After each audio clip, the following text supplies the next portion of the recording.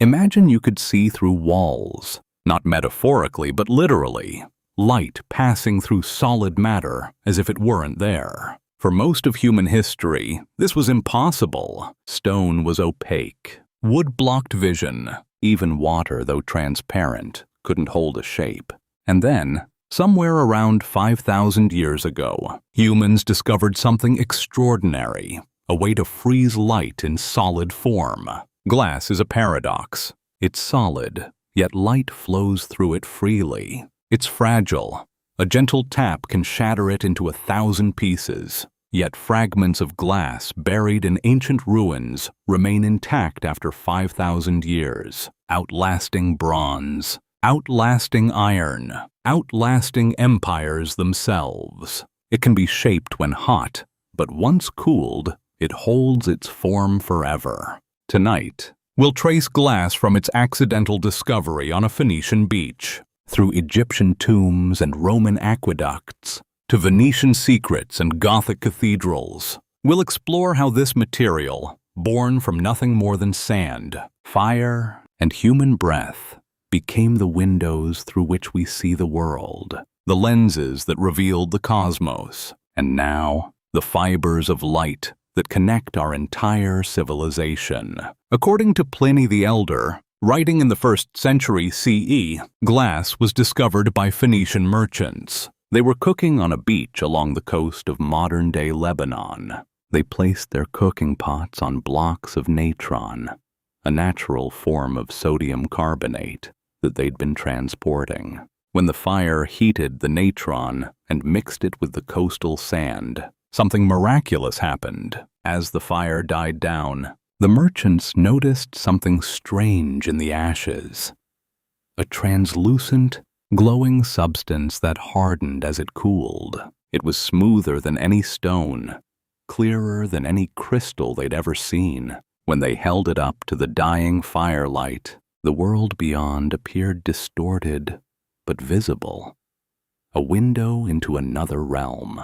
They had accidentally created the first glass. Whether or not this beach story is true, we know that by 3500 BCE, Egyptian artisans were already masters of glass. They didn't blow it or shape it into vessels. That would come later. Instead, they created small glass objects, beads, amulets, and inlays for jewelry. These weren't transparent like modern glass. They were opaque and colorful, made precious by adding minerals, copper for turquoise blue, cobalt for deep blue, iron for green.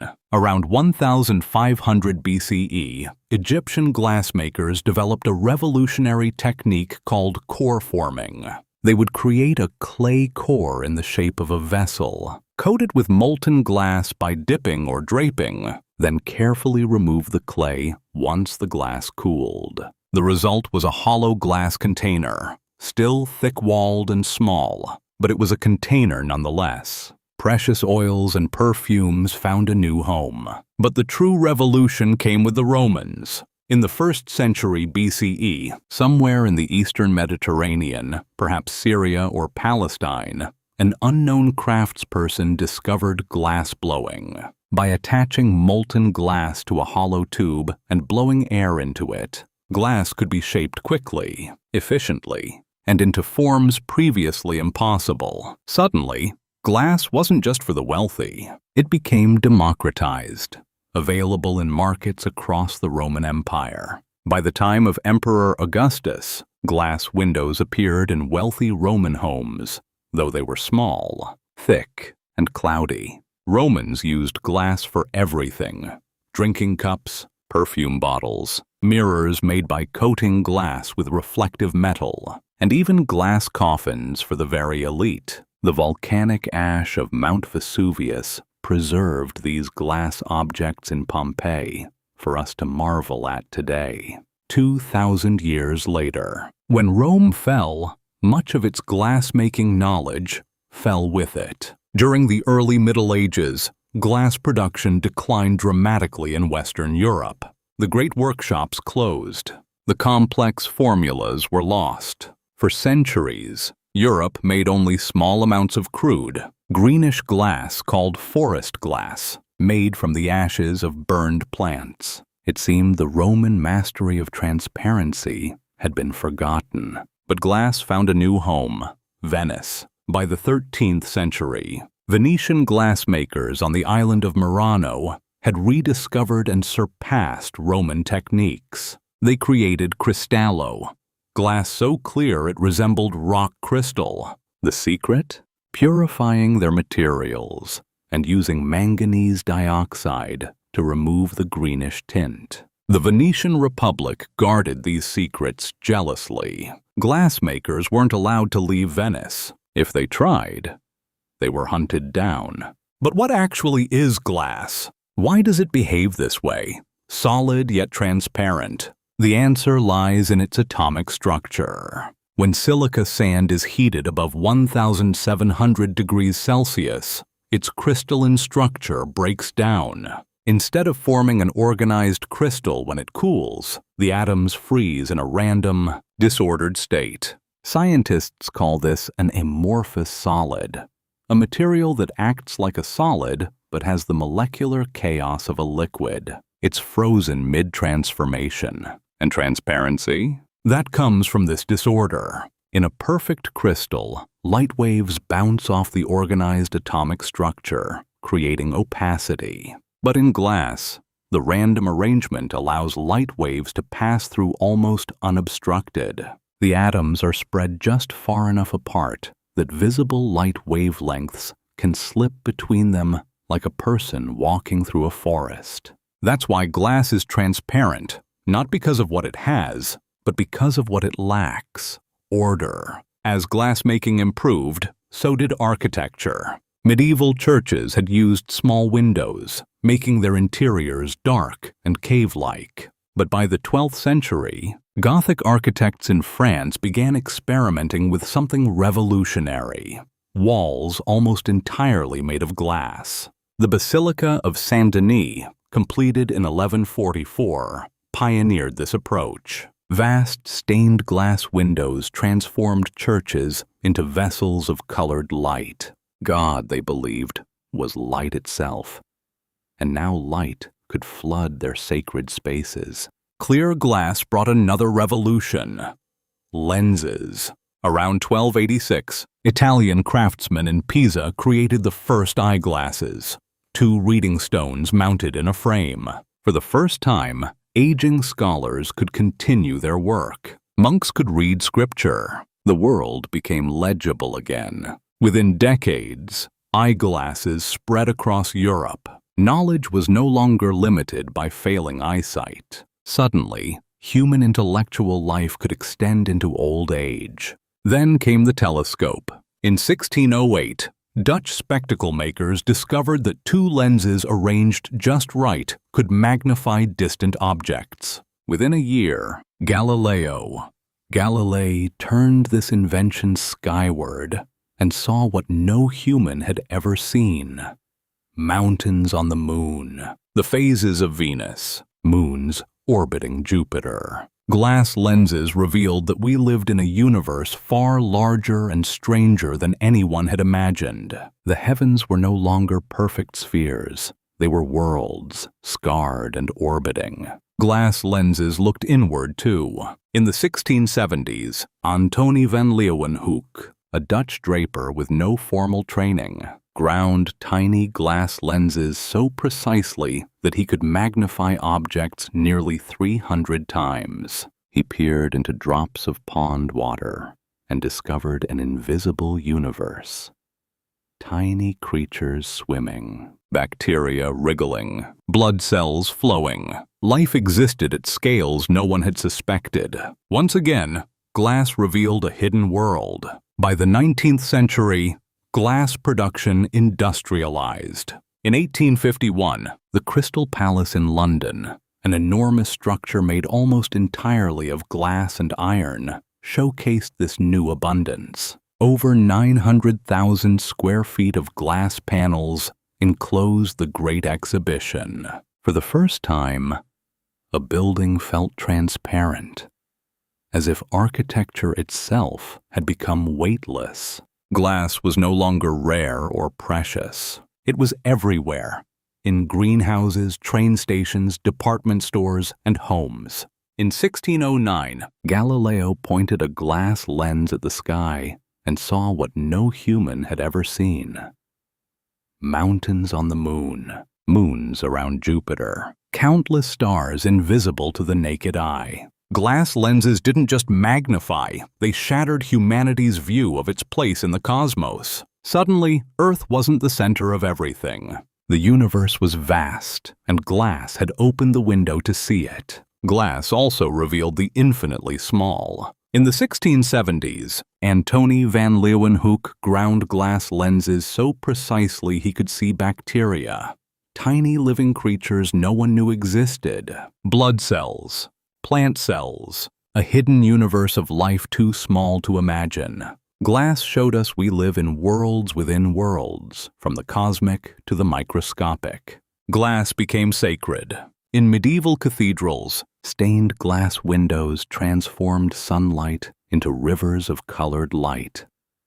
Red for Christ's blood, blue for heaven, gold for divine glory. When light penetrated the glass, believers felt they were touching something holy. Islamic mosaic artists created intricate glass patterns representing paradise itself. Glass became humanity's way of capturing the divine. In the 14th century, Venetian craftsmen perfected the mirror, glass backed with reflective metal. For the first time in history, people could truly see themselves clearly. This changed everything.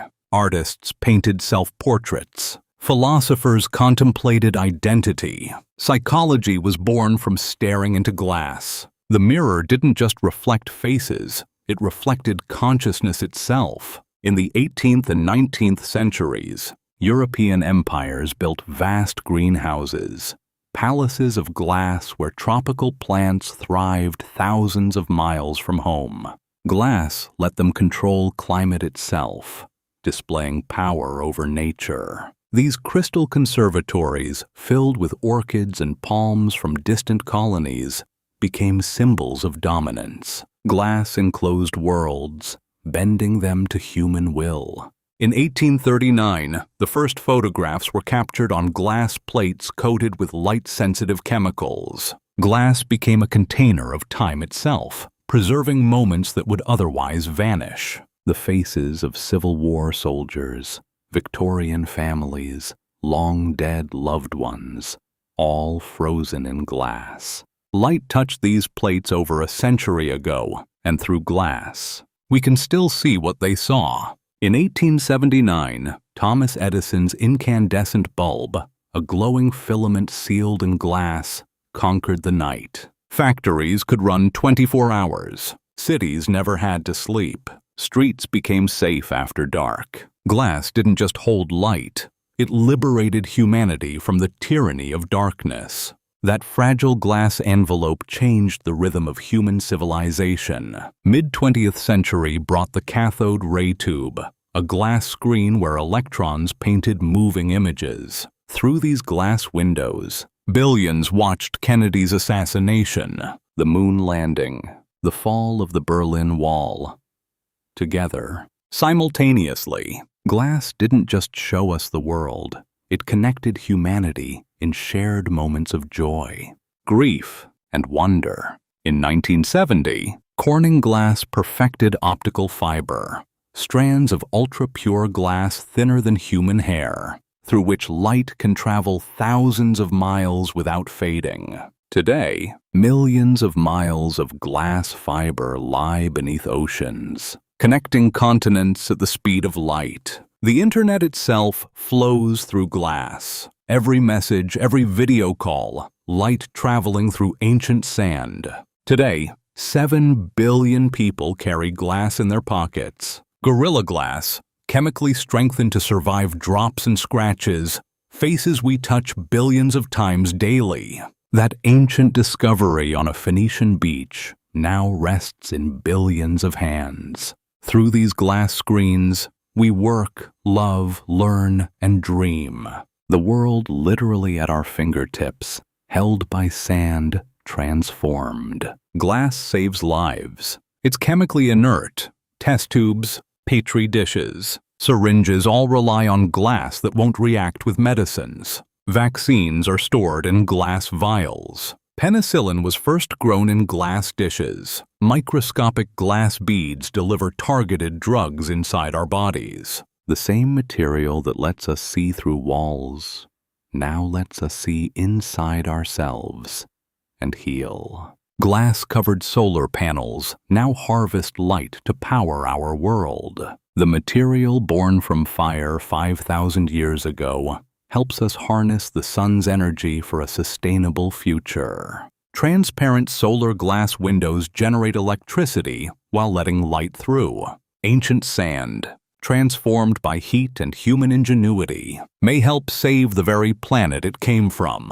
Glass teaches us about fragility, the most precious things: transparency, clarity, the ability to see and be seen are often the most delicate. Glass can last 5,000 years, yet shatter in an instant, like trust, like honesty, like connection itself. The strongest civilizations, like the tallest glass towers, must handle their fragility with care. Yet our glass world has costs. Modern glass production requires immense energy.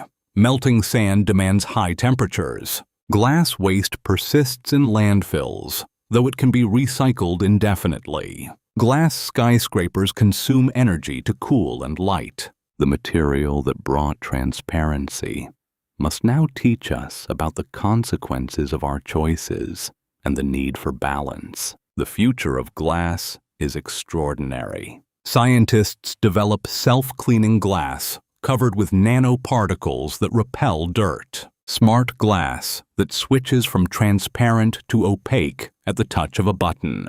Ultra-strong flexible glass that bends without breaking. Even glass that stores data for millions of years. The ancient material continues to surprise us. 5,000 years later, we still learn from glass. We speak of transparency in government, in relationships, in science. We value the ability to see and be seen clearly. But like physical glass, social transparency is fragile. It requires constant care, protection, and sometimes courage. Glass reminds us that seeing clearly is both a gift and a responsibility. Tonight, through your window or screen, you witness a miracle that began on an ancient beach. 5,000 years, from accidental discovery to fiber optics, from ornament to civilization's foundation. Glass teaches us to see farther, clearer, deeper, both outward into the universe and inward into ourselves. Rest now, and may your dreams be as transparent and beautiful as light through glass. Good night.